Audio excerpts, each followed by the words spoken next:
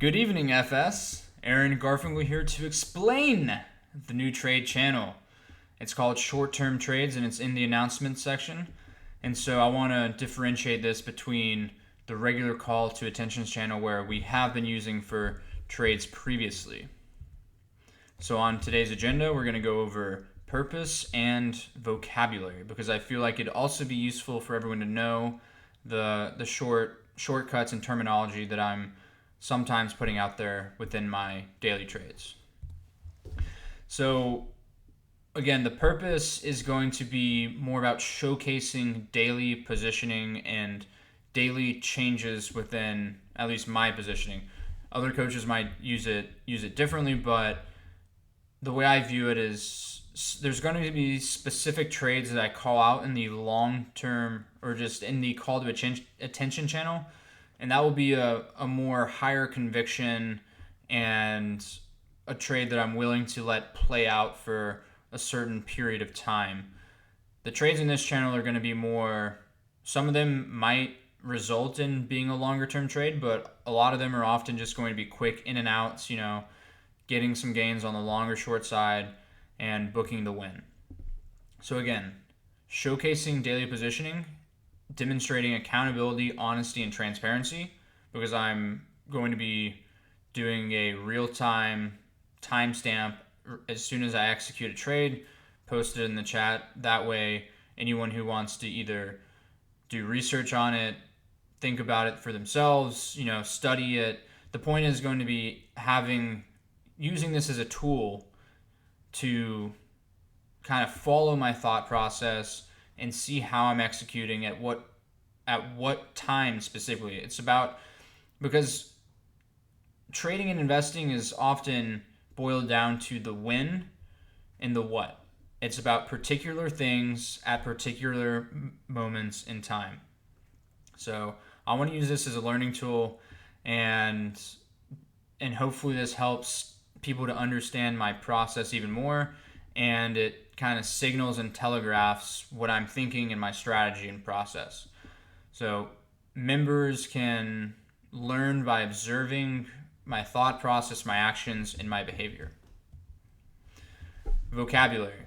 Sell short, sold short, or short just means I executed an open to short position on X asset, whatever it might be. So for example, sold short SNDR at 22.49 means that at the price of 22.49, that's where I sold the stock short. If I say covered or bought to cover, that means that I closed the position, the short position on X asset. So if I, for example, covered SNDR at 22.49, in this example, it would have been for no, it would have been a neutral trade, and I would have opened it and closed it. So that's what I mean by cover when I say cover. Next, bought or long, meaning I executed an open to long position on X asset.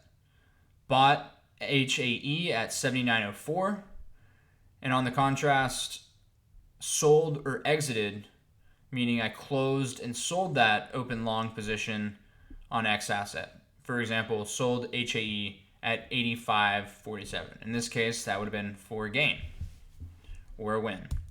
And that brings us to this slide right here, talking about W's and L's. When I put W at the end of a trade, it's to signify a win, and L means a loss.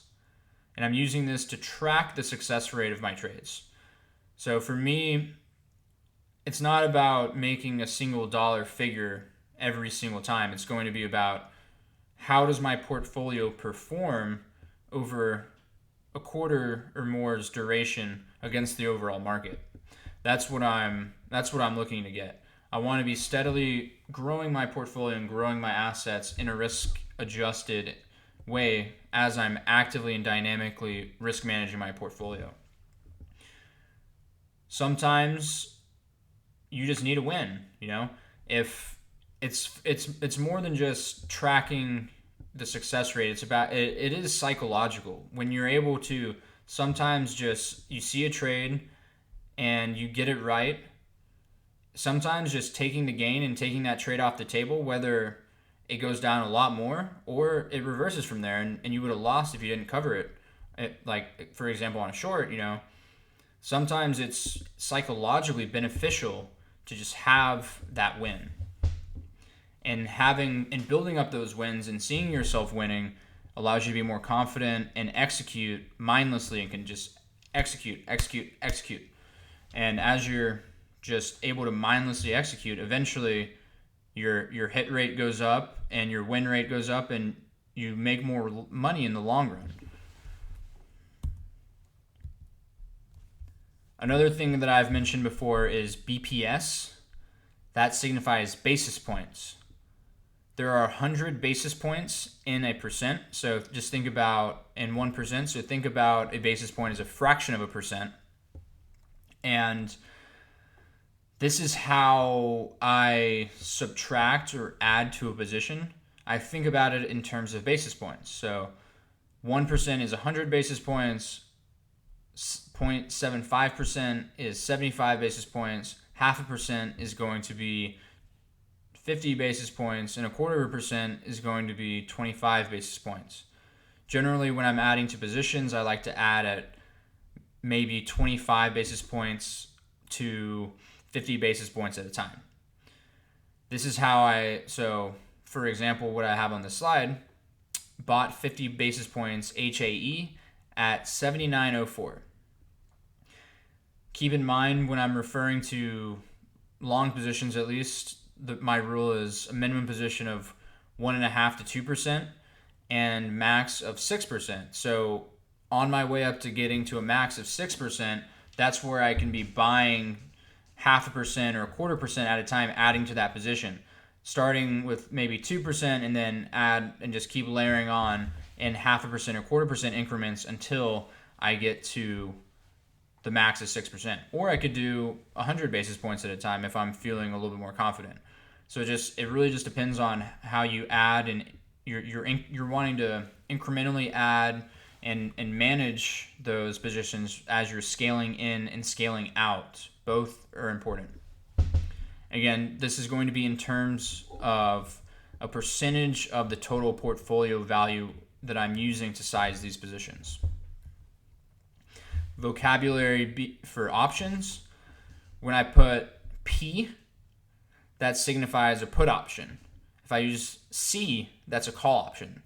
So for example, bought 12/16/2022 FXE 93P at 150. That means I bought the put at $1.50 at the 12/16/2022 expiration. Example of selling, I would just say sold 12/16/2022 FXE 93P at $3. In contrast, for calls, bought call 12/16/2022 HAE 80C at $3. Sold 12/16/2022 HAE 80 call at $6. I think I might have said I bought it at $6, but I bought it at $3, sold it at $6 here. 12/16/2022 in this case signifies, again, the date of expiration. So whenever I'm using a date in these callouts, that's going to be the expiration of the contract. So it's not going to be it might be December 16th, 2022 going forward until we get to the next set of contracts that I'm buying. I don't know until I start looking at the options again, but likely it'll be a different date moving forward, so just keep that in mind. Lastly, remember that one options contract is equal to 100 shares of the underlying asset. Example, I bought the FXE put for $1.50, sold for $3. I paid $150 per contract, and then ended up selling for $300 per contract. So it's not like I'm making $1.50 on this trade. It's 1.5 times 100, because there's 100 shares that are represented by that one options contract. So in this case, I would have made $150, and that represents a gain of 100%. the whole purpose of this video is going to just to make you more familiar with the way I'm using this channel, and hopefully helping to teach you, and I want everyone to learn through seeing the way that when I'm actively maybe selling something shorter, or if I'm buying something long, or if I've sold a bunch of stuff short at the top end of the range, and now things are at the low end of the range, and I'm covering it very actively. Maybe I'm not going to say that the market's reversing, but my trade positioning and my actions might tell you that I think the market's reversing without me actually saying it. So I want to use it as a tool to telegraph to you all. I'm going to pin this to the top of the channel, and I hope this was a helpful explanation. Please reach out to me if you have any questions, and I hope this is a useful tool going forward. Talk to you guys soon. Bye.